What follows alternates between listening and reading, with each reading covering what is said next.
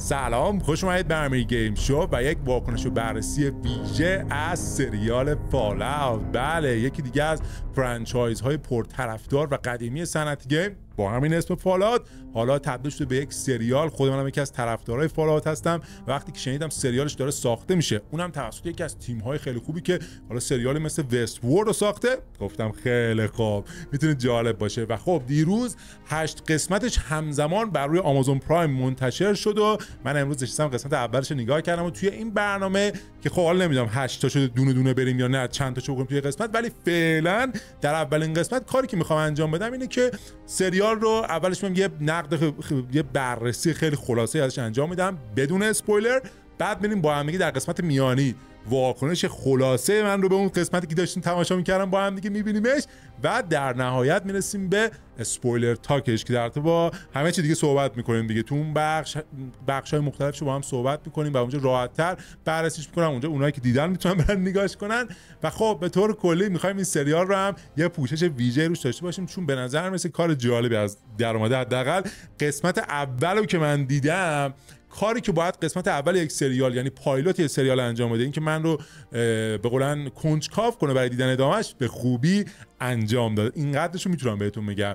خب سریال اومده، یک کاری که کرده اینه که کاملا اولا به گفته تاد هاوارد کارگردان بازی‌های فالاوت و کلا کارگردان بازی‌های بتستا که این بازی یکی از فرانچایزهای این شرکت محسوب میشه، اون اومده گفته که این میتونه جورای فالاوت 5 باشه و باهاش صحبت کردن، هماهنگی های شده که خب ما الان میدونیم تا الان فالاوت 4 تا نسخه اصلی داره، 1 2 3 4 داره، یه نسخه به قولن مولتی پلیر آنلاین داره به اسم فالاوت 76 که خیلی واکنش بدی بهش وقتی اومد خیلی باش بد چیز شدن و خاطری که مشکلات داشته اینا، حتی الان بهتر شده و خیلی دوستش دارن تجربهش میکنن، ولی اون موقعی که اومده بود انقدر وضعیتش خراب بود که خیلی جو منفی دور این فرانچایزی که خب یه فرانچایزی که داستان محور بوده، نقش آفرینی سبکش، این نکات رو میگم برای اونایی که شاید ندونن.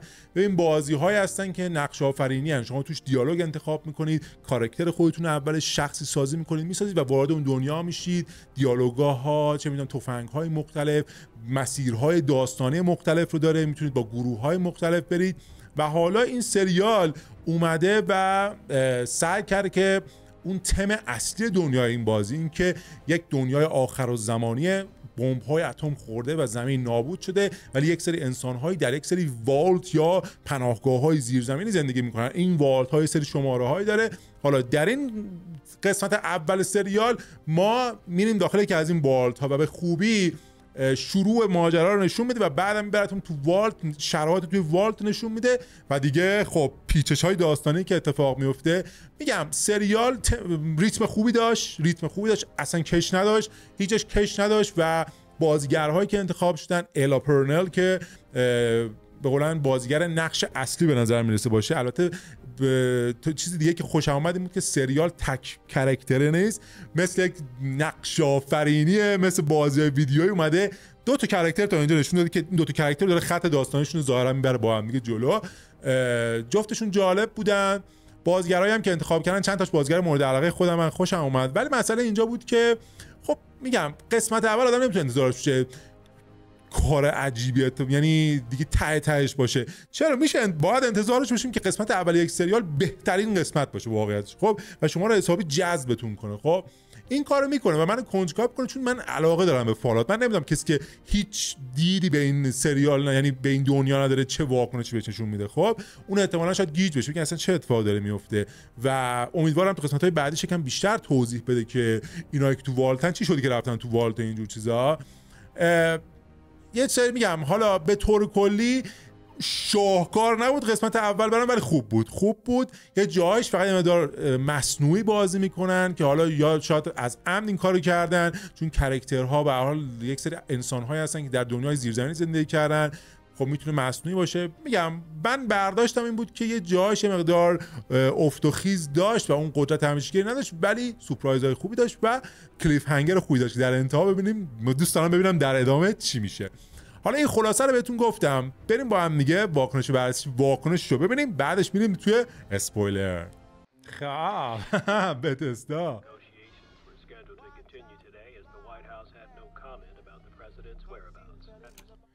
What? Can't thank you enough, Mr. Howard. Pleasure was all mine. Howard.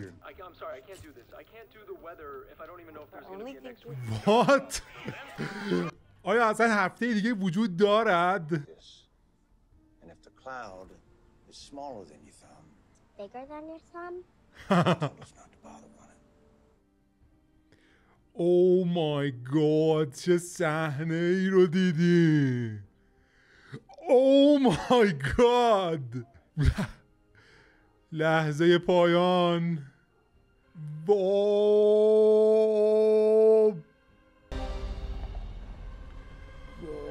چند تا. اوه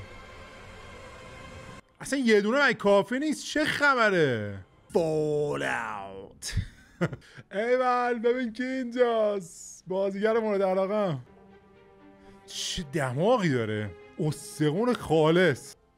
چرا داداشش اونجوریه دماغش؟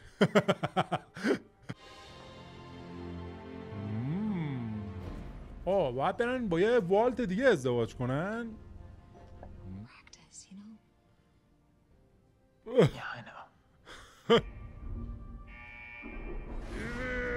کی میتونه باشه؟ بریدر. این دوستمون قرار ماشین جوری کشی باشن. So what's your sperm count? What? On the surface are dropping fast enough that the next Show me to my new home. ربات. او اونجا نابود شده. خشک دنیای اونا. یارو اینه گوسفند میره با پرده خودشو پاک میکنه. واه اینجا خبرهایی بوده. رادیو اکتیویه.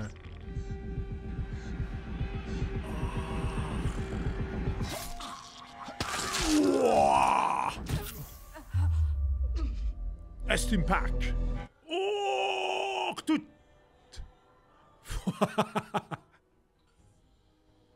وای قدرتی خورد. شیت پدر حرفه‌ای عمل میکنه. کردش تو از سطل خیارشور. I think I know who you are. Everyone knows who I am. ماکسیموس. خطکش تو دهنش زد. چه؟ صحنه لوگو منوی فالات 4. What the به این چه ربطی داره بابا؟ والا We're brainstorming here and there's no bad ideas in a brainstorm.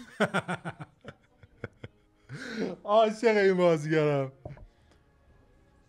چی شد دماغ اون عملی به دنیا آمده اون انقدر. Bad as everyone else's. واقعا چه سوالی بود اسکال. این صحنه دیدن داره. او اما اول اسکلتا رو زمینه. اینجا لس آنجلسه. حالا رفتیم روی این قضیه. این چیه؟ I didn't. چه اسکل بازی در میاره. باید بلا پاس که I didn't. چرا کپ میکنی وقتی نکردی؟ که این عقده‌ای ها بوده. نگاه کن.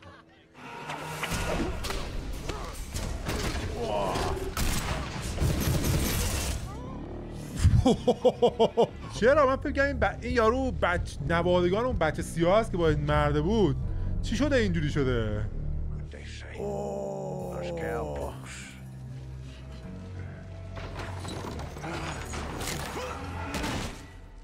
خب بچه‌ها بخش واکنش قسمت اول رو دیدید. همونجور که دیدید واقعا تحت تاثیر قرار گرفتم تو خیلی از صحنه‌ها، به خصوص صحنه‌های اولیه که دفعه خوردن بمب‌ها رو نشونده خیلی خوشم اومد و اون سیستمی که اگه این انگشتت مثلا اینقدر باشه ببینم چیکار کنم، فرار کنم، نه برو تمومه کارت تمومه. خیلی اون قشنگ بود. ولی خب همینجا مثلا یه سری اتفاقای غیر منطقی میفته دیگه.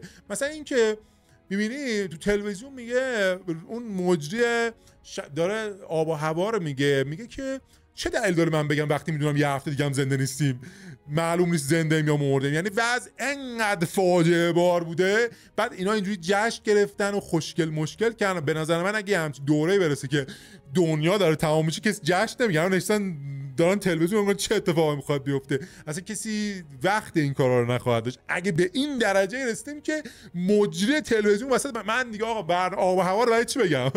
خب مثلا اینا یه مقدار فانتزیش میکرد. خب این بازیش بود، یعنی انگارش فالات بازی میکرد. خب فالات هم که بازی میکنی دقیقاً منطقاش همین شکلیه، یه مقدار ریالیستیک نیست. خب میدونی فانتزی داستان سرایش کاملا مثلا چه میدونم خیلی میگم ریالیستیک نیست دیگه. حالا چجوری میخوام مثال بزنم؟ ولی در کل شروع خیلی خوبی داره. بعد که وارد چیز میشیم، وارد اون والت میشیم، اونجایی که خانم لوسی مکلین بود اسمش دیگه فکر کنم، داره یه جورایی انگار کاراکتر سازی میکنه، میگه من ویژگیام ایناست، من این کارا رو میکنم. بعد اونجا اون نوع صحبت هایی که آره من قابلیت تولید مثل دارم، خب اون اشکال نداره، اون غیر طبیعی نیست. این نشون میده که اینا توی یک فضای کلونی شده بسته دارن زندگی میکنن. اینا با دنیای بیرون ارتباط نداشتن که رفتارهای طبیعی که من و شما برامون طبیعی داشته باشن. اینجا شوکه بود، فقط اون اول به نظر من عجیب بود. خب اینجا میبینیم اون صحنه که مثلا یه چیز جدیدی که من نمیدونم، من تو بازی‌ها شمسی یادم نمیاد که باید اینا برن بین دو تا والت با هم دیگه وستن والتا. اصلا خیلی عجیب بود برای من این قضیه. مگه والت با هم وستن؟ تا جایی که من دیدم والت همه از هم جدا هستن، هر یه جایی والتی زده بیرون. خب و اینا مثل که بغل هم بودن، دو تا والت چسبیده به هم بودن، درو میتونن باز کنن. اون گفت که ما برای شما نمیدونم آذوقه آوردیم، اون گفت ما برای شما بریدر آوردیم، یه گوسفنده آماده جفتگیریه. خب و بعد پیچش داستانی که اتفاق میفته که اینا آدمای بیرونی هستن. این صحنه خیلی جالب اتفاق میفته، انتظارشو نداشتم واقعیتش. مثلا احساس می‌کردم میخوان یه کاری بکنن، من احساس کردم اینا مثلا از گشنگی دارن میمیرن، اونور دیگه همه چی تمام شده اومدن که اینا رو بکشن بگیرن دست خوش، ولی احساس نمی‌کردم اینا از بیرون وارد اون شده بودن. میگم یه مقدار اون صحنه عجیب غریب بود. اون مرد و اینا که با این دختر می‌خواست بره بخوابه، اون صحنه‌ش اون کرینج بود، ولی خب اون دیگه احتمالاً سیستمشه دیگه. از اون طرف خب چیزو داشتیم دیگه، کاراکتر دومو داشتیم، ماکسیموس اسمش بود فکر کنم. اون خیلی فان بود نحوه آشناییمون باش. حالا اینکه دوستش اصلا اون دوسته من نفهمیدم دقیقاً چی شد. یه دونه تیغ گذاشته بودن تو کفشه، بعد این پاشو کرده بود تو کفشه، نفهمیده بود، قطع شده بود پاش. خیلی عجیب بودین، اصلا عجیب بودین، طنز بود اون صحنه واقعا، قطع شده بود پاش. خیلی زیاده روی بود یه مقدار. یعنی آقا تو مثلا حساب کن کفش بکنی پات، بعد یه پاتو که در بیاری نصف پا رفته. خیلی باحال بود، این جالب بود. دختره خیلی خوشگل بود، آرا پرنل خیلی خوشگله، اصلا کاراکتراشون خوب بودن، حس خوبی داشتم، غیر طبیعی نبودن. اون بازیگر توپله ژاپنیه چیه اون نمیدونم ژاپنی دیگه توپله، اون خوشم میاد ازش. تو این سریالی که خیلی دوستش دارم، حالا اسمش نمیاد، مال اپل بود، اونم خیلی خوشم اومد از اینکه توی سریال و خوب که زنده موند. و میگم این قسمت اون بخشش هم که آقای چیز اومد، گول اومد، اونی که صورتش داغون شده و احتمالاً همون کابویه است، نفهمیدم واقعا چی داشت میگفت، مثلا نفهمیدم چی کار میکنه. اینو میذارمش به حساب اینکه تو قسمت بعدی دوست دارم بازیش کنه و بفهمیم قضیه چیه. حتی این کاراکتر تو خود بازی نسخه 4 هست، یه همچین کاراکتری که میاد بهمون کمک میکنه، ولی فکر کنم اون رباته، اون یه موجود صورتش داغون شده باشه نیست، یه رباته. توی من همش منو یاد اون میندازه. در کل قسمت اول قابل قبول بود و منو انگیزه بهم داد که الان به محضی که این ویدیو رو ببندم برام بشم قسمت دوم نگاه کنم. نظر شما چی بود؟ برام بنویسید. شما یا طرفدار فالات هستید؟ به خصوص که این روزا هم بدونید که همزمان با این سریال پچ 60 فریمش برای کنسول‌های نسل جدید اومده، میتونید بگیرید و رایگان هم هست. رو پلاس هم باشه، پلاس پلی استیشن هست، رو ایکس باکس هم که رو گیم پس طبیعتا هست دیگه، میتونید بگیرید و بازی رو برای اونایی که پلی استیشن 5 دارن آپگریدش کنید به 60 فریم بازیش کنید. حالا قبلا نمیشد، قبلا میشد، بعد میرفتید تو مادهای یه سری افراد کارهای کردن میشد 60 فریمش کرد. الان دیگه رسمی میتونید این کارو بکنید. من نمیدونم دوال سنس این چیزا استفاده کرده، ولی خب از اونجایی که این استودیو مال مایکروسافت طبیعتا نکرده که یه چیزی برتر نسبت به ایکس باکسش، اگه کرده باشه که واکتور رو میذارم به خدا اگه کرده باشن چیکاری رو، ولی حالا بعد برام بررسیش کنم. اما سریال فال خوشحالم که ساخته شده، حس خوبی گرفتم، طراحی محیطش هم دوست داشتم و نظراتتون رو برام بنویسید. تا دیگه از امیر گیم شو، خدافظ.